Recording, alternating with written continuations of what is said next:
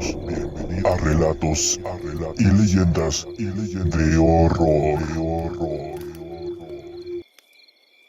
Las historias y anécdotas de sucesos ocurridos en carretera son el tema clásico entre las personas que a diario están detrás de un volante. El día de hoy te traemos una de estas historias y esperamos que sea de tu completo agrado. Y recuerda que si te gusta este trabajo, al final te pediríamos y agradeceríamos que nos sigas tanto en Facebook como en YouTube y además que compartas este contenido en tus redes sociales. Y ahora, comenzamos. El muerto y el auto fantasma.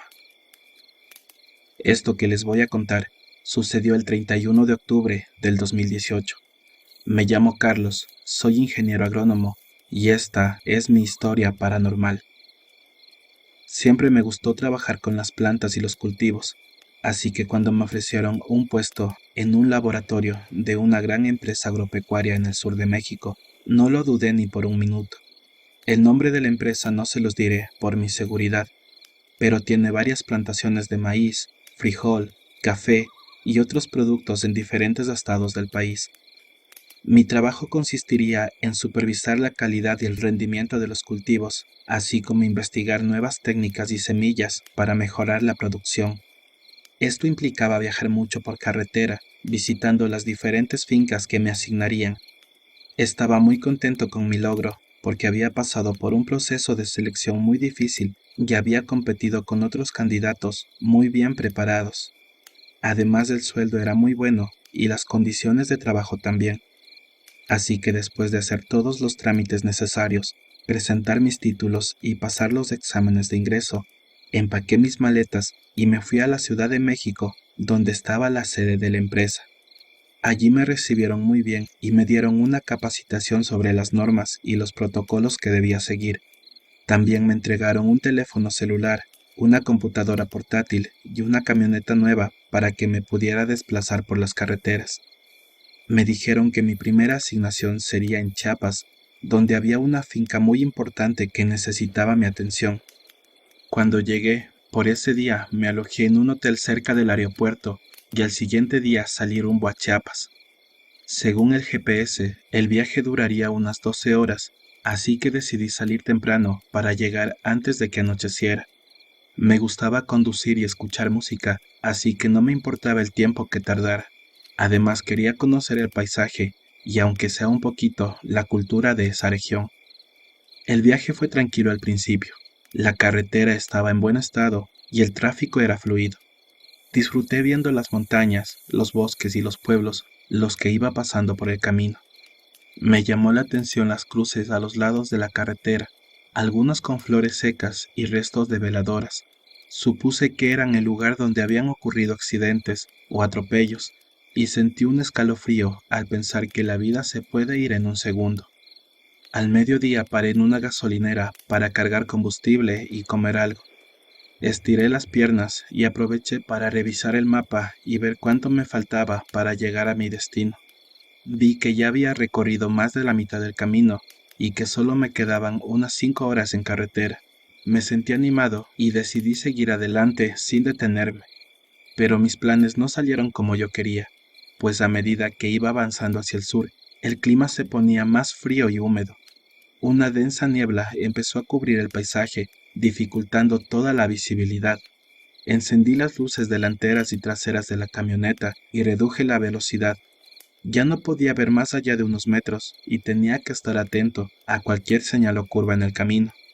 Esto dificultó tanto mi viaje que las 5 horas que tenía pensadas ya no iban a ser suficientes. De a poco fue cayendo la noche por completo y con ella una sensación de soledad y desamparo me abrumaba. Ya no veía ningún otro vehículo en la carretera, solo algunos camiones grandes que me adelantaban a toda velocidad haciendo sonar sus bocinas.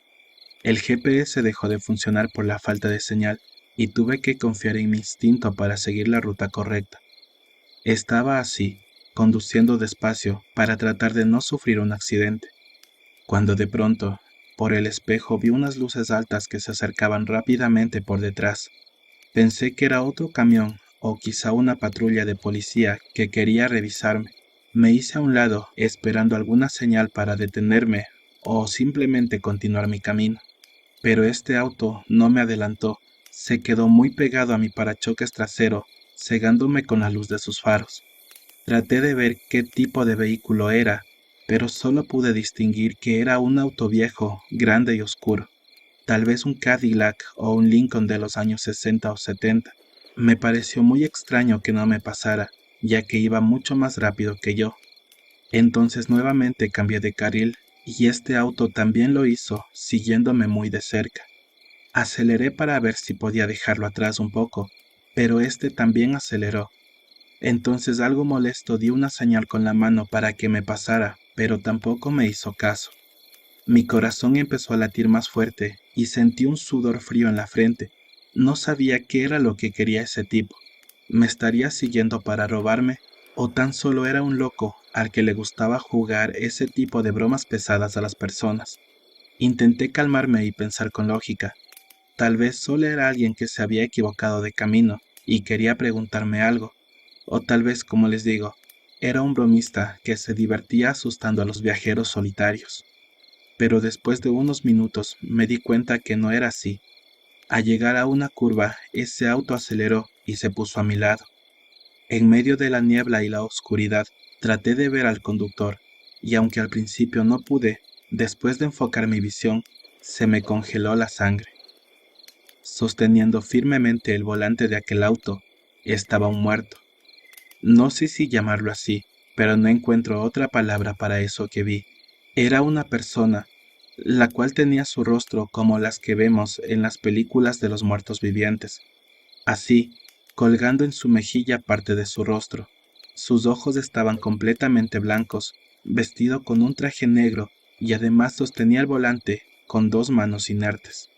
No podía creer lo que veía en mis ojos. Me preguntaba si era una pesadilla o una alucinación. No lo sabía, pero parecía muy real. En un breve movimiento, esa cosa giró su cabeza y me miró con esos ojos blancos y me sonrió con esa boca faltante de dientes. En ese instante grité de terror y pisé el freno con todas mis fuerzas. La camioneta derrapó y giró sobre sí misma, saliéndose de la carretera. Por suerte logré controlar el vehículo y evité chocar contra un árbol o caer por algún barranco. En cambio, el otro auto siguió de largo y desapareció en la niebla. Quedé tan desconcertado y con miedo por aquello que vi. Sentí cómo mi corazón palpitaba a 1000 por hora y sentía una fuerte presión en mi pecho. Después de unos minutos que me parecieron horas, recuperé el aliento y miré a mi alrededor. Me encontraba solo en aquel camino oscuro, rodeado de silencio y de niebla. Las luces intermitentes de la camioneta eran lo único que rompían la monotonía de aquel lugar. Estaba confundido y asustado. No sabía cuánto faltaba para llegar a algún poblado y solo quería salir corriendo de allí lo más rápido posible. Pero no fue tan fácil. Al intentar arrancar la camioneta, me di cuenta que el motor o algo se había averiado, pues no respondía. Quizás sufrió algún golpe durante el derrape y yo no era muy bueno con eso de la mecánica, así que no podría repararlo por mí mismo. Sabía que necesitaba la ayuda de un mecánico, pero aunque quisiera llamarlo, no tenía ni una sola rayita de señal en el celular y tampoco sabía en dónde estaba exactamente. Me sentía atrapado en aquel lugar, estaba oscuro y sin nadie que me auxiliara. Sentado dentro del auto, mientras me calmaba y pensaba qué hacer para poder marcharme, escuché a lo lejos el sonido de un motor acercarse.